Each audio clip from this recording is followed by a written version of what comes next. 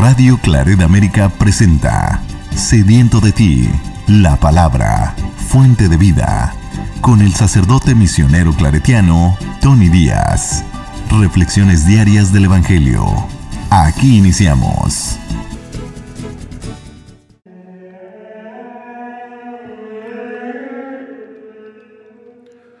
Bienvenidos, hermanos, a nuestras reflexiones bíblicas de las lecturas del día. Hoy es viernes de la 30ª semana del tiempo ordinario. Viernes de la 30ª semana del tiempo ordinario.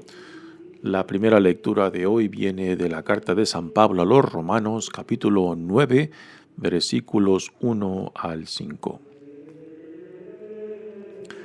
Hermanos, les hablo con toda verdad en Cristo. No miento. Mi conciencia me atestigua con la luz del Espíritu Santo que tengo una infinita tristeza y un dolor incesante tortura mi corazón. Hasta aceptaría verme separado de Cristo, si esto fuera para bien de mis hermanos, los de mi raza y de mi sangre, los israelitas a quienes pertenecen la adopción filial, la gloria, la alianza, la ley, el culto, las promesas. Ellos son descendientes de los patriarcas, y de su raza, según la carne, nació Cristo, el cual está por encima de todo y es Dios bendito por los siglos de los siglos. Amén. Palabra de Dios. El salmo responsorial es el Salmo 147 y el responsorio es: bendigamos al Señor nuestro Dios. Bendigamos al Señor nuestro Dios. Glorifica al Señor Jerusalén. A Dios ríndele honores Israel.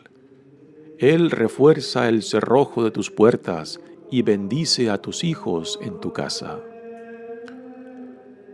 Él mantiene la paz en tus fronteras, con su trigo mejor sacía tu hambre. Él envía a la tierra su mensaje y su palabra corre velozmente. Le muestra a Jacob su pensamiento, sus normas y designios a Israel. No ha hecho nada igual con ningún pueblo, ni le ha confiado a otro sus proyectos. Bendigamos al Señor nuestro Dios. El Evangelio de hoy viene de Lucas, capítulo 14, versículos 1 al 6. Un sábado Jesús fue a comer en casa de uno de los jefes de los fariseos, y estos estaban espiándolo. Había allí, frente a él, un enfermo de hidropesia.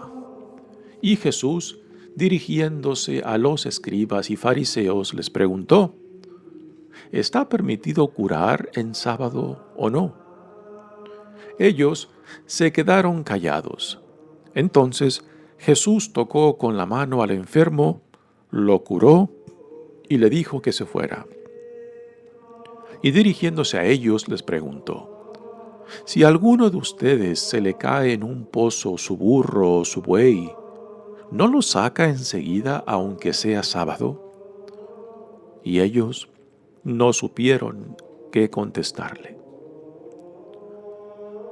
Palabra del Señor. Muy bien, demos comienzo a nuestra reflexión de las lecturas de hoy. Continuemos leyendo la carta de San Pablo a los Romanos. Y hoy se nos presenta un tema muy difícil y muy doloroso a San Pablo.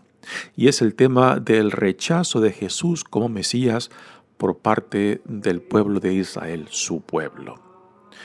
Este es un dolor impresionante para Pablo y lo describe hasta qué punto él estaría dispuesto de hacer, aún de sacrificar su propia relación con Cristo por el bien de su pueblo, si esto hiciera posible la aceptación de Cristo en la mayoría del pueblo de Israel. Ahora, a Cristo se nos da por medio del pueblo de Israel, por medio del pueblo judío. Y esto siempre hay que tenerlo en mente, ¿no?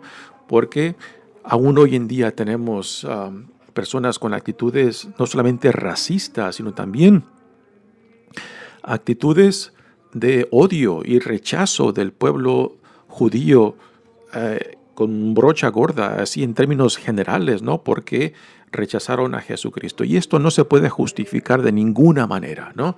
Puesto que Jesús nuestro Señor es judío. Su madre María es judía. La mayoría de los primeros discípulos y los apóstoles, todos judíos, ¿no?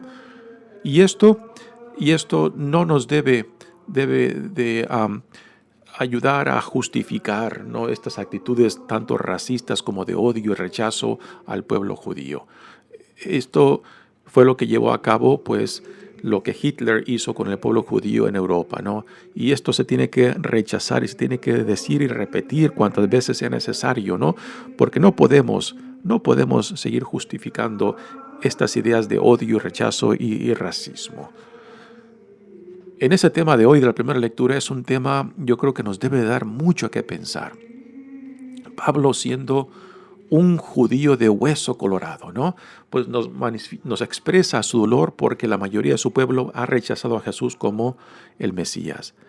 Y sin embargo nos debemos de preguntar ¿por qué Pablo, siendo un judío profundamente identificado con la tradición bíblica del Antiguo Testamento, como también con la tradición profética, la tradición de los fariseos, puesto que él es un fariseo bien identificado, también identificado con el culto judío, porque él pudo hacer este cambio, esta transición, cuando él, siendo un perseguidor de la iglesia, de los primeros cristianos, después, por gracia de Dios, pues fue convertido y pasó a ser alguien que proclama a Cristo vivo, a Cristo resucitado, a Cristo crucificado. Y también es Pablo, pues, la base en la cual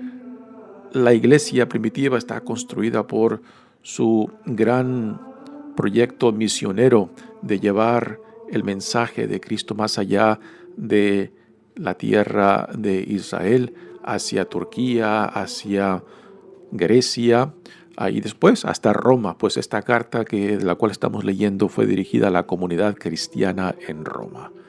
Así que es una pregunta muy interesante, ¿por qué Pablo pudo hacer y no solamente Pablo, también otros judíos, puesto que la primera generación de cristianos todos son judíos, ¿no?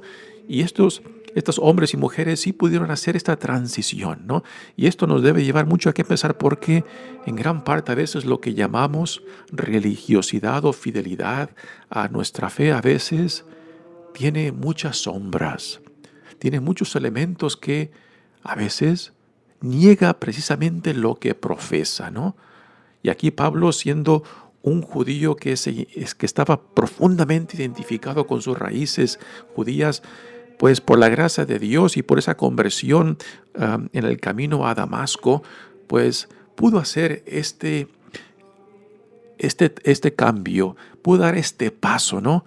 No negando su propia religiosidad judía, sino que aceptando que Jesucristo es el prometido, es en quien Dios lleva a cabo las promesas del plan de salvación que Dios empezó desde Abraham, Moisés, los profetas, hasta llegar a Jesucristo. Porque Él pudo hacer este cambio, esa transición. Y porque a veces nosotros también, en nuestros días, se nos dificulta hacer estos cambios de conversión, estos cambios radicales en fidelidad a Cristo, en fidelidad a Dios, en fidelidad al amor, a la compasión, a la misericordia, a la justicia de Dios. Y en vez de esto nos apegamos a veces simplemente a la tradición. ¿Por qué? Por el miedo al que dirán, por el miedo al ser juzgado, por el miedo a las consecuencias de la fidelidad a Dios, ¿no? Así que un San Pablo tiene mucho que enseñarnos. Dice la lectura de hoy: hermanos, les hablo con toda verdad en Cristo. No miento. Mi conciencia me atestigua con la luz del Espíritu Santo que tengo una infinita tristeza y un dolor incesante tortura mi corazón. Así que esta es la tristeza que Pablo describe de ver que la mayoría de su pueblo judío pues ha rechazado a Jesús como el Mesías. Y Pablo, siendo un buen judío, un judío bien identificado, pues le duele de que su pueblo lo haya rechazado como el Mesías, a Jesús, y como aquel enviado por Dios en quien se realizan todas las promesas que tanto la Sagrada Escritura como la tradición profética atestiguan de que Dios enviará a su elegido. Y Pablo desearía hacer lo que fuera necesario para que su pueblo reconociera que Jesús es el Mesías. Dice, y ahora nos dirá hasta qué punto está Pablo dispuesto para que se pudiera hacer esto. Dice, hasta aceptaría verme separado de Cristo, o sea, de que fuera declarado anatema, o sea, de que si su separación de Cristo, si su rechazo de Cristo fuera para beneficio de la gran mayoría de su pueblo judío, pues él estaría dispuesto a que aún fuera rechazado y desconectado totalmente de Cristo, si esto les cambiara el corazón y aceptaran a Jesús como el Mesías enviado por Dios. Pero no, si esto fuera para bien de mis hermanos, los de mi raza y de mi sangre, los israelitas, a quienes pertenece la adopción filial. Y ahora aquí Pablo entra y nos da un resumen de todo lo que define tanto la identidad del pueblo de Israel, el pueblo judío, y lo que significa esto. Dice, si esto fuera para bien de mis hermanos, los de mi raza y de mi sangre, los israelitas, a quienes pertenecen la adopción filial, fue Dios que por medio de Abraham, después de Isaac, de Jacob y de Moisés, adoptó a Israel, al pueblo de Israel, como su pueblo. El nombre de Israel viene del nombre que Jacob se le dio después de que tiene ese encuentro con Dios. Y esto es muy común en la Sagrada Escritura. Cuando una persona tiene un encuentro con Dios, este encuentro con Dios pues le cambia, le transforma la vida. Y este cambio y esta transformación a causa de este encuentro con Dios pues le da un nuevo nombre que marca esa nueva identidad. Esto es lo que está detrás del sacramento de la confirmación en nuestra iglesia, que se les pide a las personas, a los jóvenes, que escojan un nuevo nombre que marque esa nueva etapa en sus vidas, cuando ya como jóvenes pues toman responsabilidad de su propia relación con Cristo, de su propia relación con Dios, de su propia fe, y que este encuentro, este nuevo caminar con Cristo ya desde una fe tomada no solo por tradición, no solamente porque fue enseñada por sus padres, sino porque la hacen suya, porque se identifican, porque desean que Cristo sea parte de sus vidas, entonces de que desde ese punto en adelante marque una nueva etapa en sus vidas, y por eso el nombre que se les pide que escojan para que ese nombre también pues exprese su nueva etapa. Continúa Pablo diciendo, la gloria, la alianza es el pacto que Dios hizo con su pueblo después de que lo libró de la esclavitud de Egipto, y Moisés siendo el guía del pueblo de Israel y el que es el intermedio entre Dios y el pueblo de Israel, les da la alianza que está compuesta por dogmas de fe y ley que no solamente guiarán al pueblo de Israel en su fidelidad con Dios y también en sus vidas de comunidad y de pueblo entre ellos. Así que esta es la alianza y después la ley, que es parte de la alianza, el culto, dice Pablo, y las promesas. Así que todo esto es parte de la identidad, parte de la relación del pueblo de Israel con Dios. Todo esto es parte de ellos, pero sin embargo no han aceptado al Hijo de Dios, a Jesús como el Mesías, como el enviado de Dios. Ellos son los descendientes de los patriarcas y de su raza. Según la carne, nació Cristo. Así que aquí Pablo hace la conexión de Cristo con toda la historia del pueblo de Israel, desde la alianza, la ley, los patriarcas, y ahora Cristo lo conecta íntimamente con el linaje de David, que es el rey por excelencia en la tradición monárquica de Israel. Nació Cristo, el cual está por encima de todo y es Dios bendito por los siglos de los siglos. Aquí por primera vez en las cartas de Pablo declara a Jesucristo como Dios. Casi siempre se refiere a Jesucristo como Hijo de Dios. Y en esta capacidad, pues, es parte de la corte celestial, Padre, Hijo y Espíritu Santo. Pero aquí es una de las primeras veces donde Pablo declara a Cristo como Dios. Y es algo muy significante, particularmente de un judío que pueda decir esto, ¿no? Así que es impresionante el cambio que ha surgido en Pablo, que siendo un judío tan identificado con su tradición, de que por la gracia de Dios pudo hacer esta transición, este cambio tanto espiritual como intelectual, como cultural, de ser un perseguidor de la iglesia a ser un promotor de esta iglesia, y después dispuesto a sufrir las consecuencias. Antes él se puso al servicio de la comunidad judía, al servicio de los líderes de su comunidad judía para perseguir a la iglesia. Ahora, después de su conversión, él está dispuesto a sufrir las consecuencias de su fidelidad ahora de Cristo, su fidelidad a Dios en esta nueva vida que se le ha dado en Cristo. Y ahora está dispuesto a sufrir las consecuencias de su fidelidad y su entrega a Cristo, de las mismas personas que antes lo apoyaban, ahora lo perseguirán a él. Y esto es impresionante. Y esto debe de recordarnos a nosotros, ¿no? De que habrá momentos en nuestras vidas, habrá momentos en nuestro ser parte de la comunidad de fe, de la iglesia, ¿no? De que llegarán tiempos en que tengamos que tomar una postura que quizás nos pondrá en conflicto aún con nuestra propia comunidad, quizás con el propio liderazgo dentro de la iglesia, ¿no? Y nos hará sufrir porque a últimas tenemos que responder no solamente a nuestra conciencia, pero al Dios que nos llama, ¿no?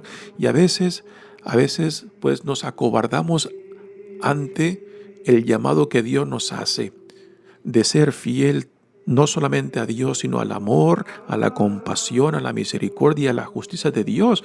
Pero tememos lo que otros puedan decir, tememos lo que otros nos puedan criticar o nos puedan rechazar, ¿no? Y una fe que no está dispuesta a sufrir las consecuencias de la fidelidad, pues es una fe que fácilmente puede ser tumbada, ¿no?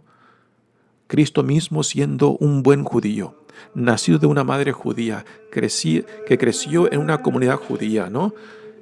Y promoviendo el reino que Dios estaba inaugurando en él, pues Dios lo envió a su propio pueblo, el pueblo de Israel, y ese mismo pueblo fue quien lo rechazó, lo condenó y después lo entregó al gobierno romano para que fuera crucificado. Jesús mismo en su propia vida nos modela lo que significa la fidelidad a Dios. y de que a veces esta fidelidad a Dios nos pondrá en conflicto aún con aquellos que son parte de nuestra comunidad. Y esto es algo real, porque a veces por miedo, por temor al que dirán, por miedo a la crítica, por miedo a que seamos rechazados o aislados aún dentro de nuestra comunidad, preferimos callar. Preferimos mejor seguir lo que otros siguen, lo que otros dicen, lo que otros aceptan, cuando en lo más profundo sabemos de que ser fiel a Dios en este momento histórico, en este momento específico, en esta situación, implica quizás ir contra la corriente, ir contra quizás lo que la mayoría piensa que es la voluntad de Dios. Aún en nuestra historia católica, muchos de los santos que tenemos en el calendario litúrgico, varios de ellos fueron rechazados en sus tiempos, fueron condenados en sus tiempos, y no fue hasta después que de sus muertes que la Iglesia, reconsiderando sus situaciones, pues los han reformado y los han restaurado, ¿no? Y los hemos puesto en los altares como ejemplos de fe, como ejemplos de santidad, como ejemplos de entrega y fidelidad al Dios, aun cuando la Iglesia misma los persiguió, los condenó y los rechazó, ¿no? Así que lo de Pablo, lo de Jesús, lo de Pablo no es nada aislado, es parte de nuestro caminar. Y repito, a veces, aún dentro de nuestras comunidades tenemos que tomar la postura, ¿no? O soy fiel a Dios o soy fiel a la tradición y comunidad que a veces pues se interpone a lo que Dios nos llama. Y no es algo fácil. Este Pablo que aquí nos describe su propia experiencia, nos comparte su propia dificultad, ¿no? Lo que tuvo que pasar él y las consecuencias de su fidelidad a Cristo, puesto que su mismo pueblo después, siguiendo el mismo patrón de Jesús, pues lo rechazó y a últimas prácticamente también lo condena. Cuando Pablo estuvo en Jerusalén, pues prácticamente ahí lo querían linchar su propia comunidad judía, ¿no? Así que fidelidad a Dios, fidelidad a Cristo tiene tremendas consecuencias. Y yo creo que en nuestras vidas tenemos que plantearnos seriamente si estamos dispuestos a vivir las consecuencias de nuestra fidelidad, las consecuencias de vivir según la visión del reino de Dios, del amor, de la compasión, de la misericordia, de la justicia de Dios. Y esto tiene grandes implicaciones aún de vida. Pablo aquí nos modela su dolor de ver que su pueblo pues ha rechazado a Jesús, pero que él estaría dispuesto para darlo todo si es que ayudara a que la mayoría de su pueblo judío pues aceptara a Jesús como el Mesías. Muy bien, pasemos ahora al Evangelio de hoy. Seguimos leyendo del Evangelio de Lucas, estamos ya en el capítulo 14. Jesús sigue en su trayectoria hacia Jerusalén y aquí lo tenemos otra vez en un día sábado, en un ambiente de una cena. En Jesús, en el Evangelio de Lucas, es algo muy común en este Evangelio que lo tenemos en ambientes de cenas. Y esta cena particular parece que ser una escena que fue planteada, que fue creada quizás para ponerle una trampa a Jesús, ¿no? Porque ya para este entonces, en el capítulo 14, ya se está intensificando cada vez más la persecución de Jesús por parte del liderazgo de la comunidad judía, de su propio pueblo. Dice, un sábado Jesús fue a comer en casa de uno de los jefes de los fariseos. Y estos estaban espiándolo. Y aquí el evangelista Lucas nos dice, al describir la escena, de que no es una escena de buenas intenciones, de que no es una invitación honesta, sino que quizás fue una invitación para plantar a un enfermo a ver si Jesús lo sana en un sábado. Los escribas y los fariseos tenían unas interpretaciones de la ley más estrictas. Y es este el problema que ahora saldrá en este evangelio. Dice, había allí frente a él un enfermo de hidropesia. La hidropesia es la acumulación de líquidos en el cuerpo, casi siempre a causa de otra enfermedad. Así que este hombre o mujer que quizás fue plantado en esta situación de la cena para ver si Jesús lo sanaba en sábado, pues quizás está con muchas inflamaciones corporales por la acumulación de líquidos. Ahí Jesús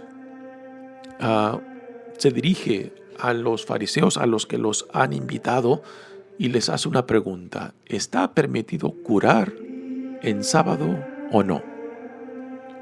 Jesús sabe muy bien de que la respuesta es no, según la interpretación estricta de los escribas y fariseos. Así que Jesús conoce muy bien cuál es la postura de los fariseos y de los escribas. Pero Jesús no acepta la interpretación que ellos hacen de la ley en torno al sábado, puesto que han hecho el cumplimiento de la ley por encima de la necesidad y de la dignidad del ser humano. Jesús dirá, la ley fue hecha para el hombre, no el hombre para la ley. Y aquí los escribas y los fariseos han puesto de cabeza cómo Jesús entiende la ley.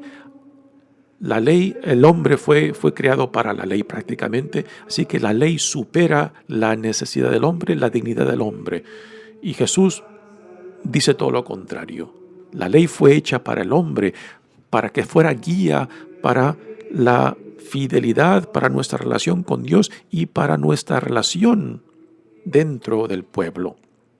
Pero en el tiempo de Jesús, tanto los escribas como los fariseos han convertido la ley en un fin propio, el cual el cumplir la ley está por encima de toda cosa.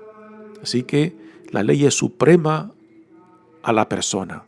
Y repito, esto Jesús lo rechaza. Así que Jesús, cuando hace la pregunta, sabe que la respuesta es no, pero pero Jesús está rechazando la interpretación. La ley sobre el sábado no dice exactamente que no está permitido sanar en sábado. El llevar a cabo una sanación implica trabajo como un doctor, ¿no? Y por eso la interpretación de los fariseos y los escribas es de esta manera, de que no se puede sanar porque es un acto de trabajo y el sábado no se trabaja, ¿no? Pero Jesús rechaza su interpretación. Y el hecho de que ellos no respondan a la pregunta, pues también es muy significante, puesto que si dijeran sí, pues manifestarían una contradicción interna de sus propias interpretaciones de la ley. Y si dijeran no, pues también se manifestarían crueles ante esta necesidad de este hombre enfermo, ¿no?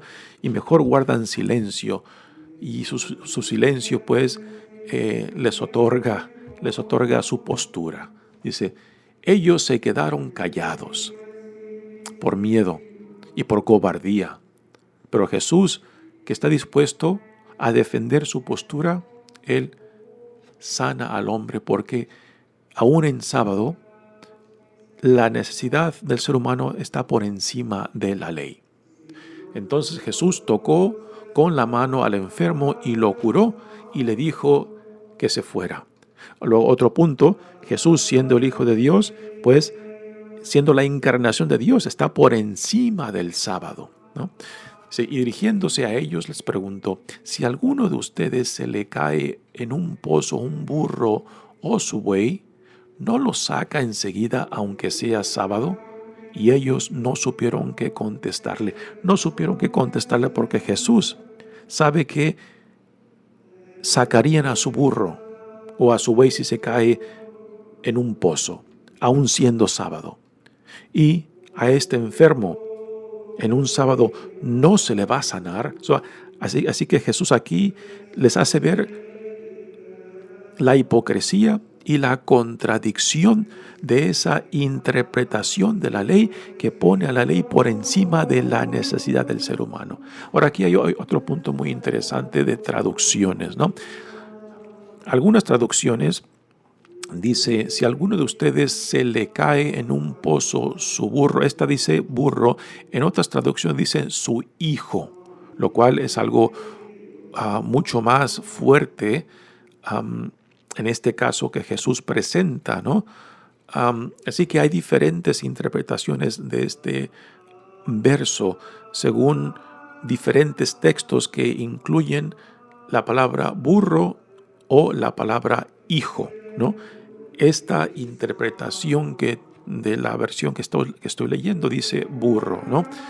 Así que si se topan con una Biblia donde dice, en vez de burro, dice su hijo o su buey, pues es porque existen versiones antiguas que incluyen una o la otra, pero la mayoría de comentaristas dicen que la inclusión de su hijo es algo más tardía que fue incluida en algunos textos y que la versión más original es la de burro o buey. Okay. Así que Jesús, con estas palabras, deja bien claro la contradicción de la interpretación tanto de los fariseos como los escribas. Y él no tiene ningún problema en defender su postura, puesto que sabe la jerarquía de prioridades, que la ley fue hecha para el hombre y no el hombre para la ley. Y también, puesto que Jesús es la encarnación de Dios, Él está por encima del sábado, ¿no? Así que un bello ejemplo de Jesús defendiendo su postura y ateniéndose a las consecuencias, aún ante la posibilidad de que esto va a incrementar su persecución y su rechazo por parte del liderazgo de su comunidad judía. Mi nombre es Padre Tony Díaz, misionero claretiano. Que Dios los bendiga. Radio Claret América presentó Sediento de ti, la palabra. Fuente de vida. Sus comentarios son importantes. Contáctenos en radioclaretamerica@gmail.com.